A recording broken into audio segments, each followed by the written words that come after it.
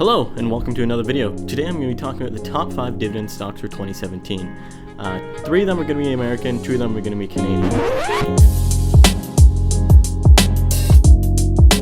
Dividend stocks are great for anybody looking to retire soon or even some people just getting into the market now.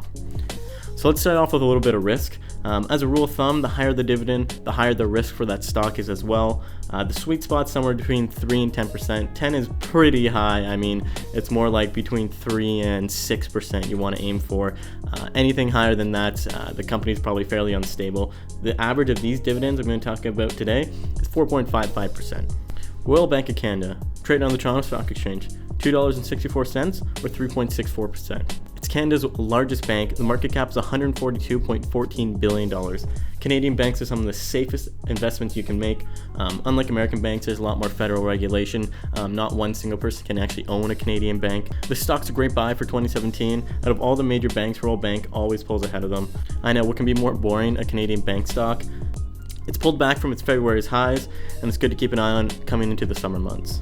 The Coca-Cola Company, traded on the New York Stock Exchange, $1.48 or 3.47%. Coca-Cola is one of the most iconic brands in the world, has a market cap of $182.88 billion. The most famous, of course, shareholder, Berkshire Hathaway, Warren Buffett. He's actually on the can of the cherry Coke being sold in China right now. That could work its way into America too. The company's going to be one you want to own for decades with a dividend of 3.47%. Great buy. AT&T, $1.96 or 4.83%. It's one of the major cell phone providers in the States with a market cap of $249.29 billion. Some people hate this company because of the service they provide, stuff like that. AT&T continues to perform year after year fantastically. Almost a 5% yield. It's another stock you want to keep an eye on. ABBV, trading on New York Stock Exchange, $2.56 or 3.91%.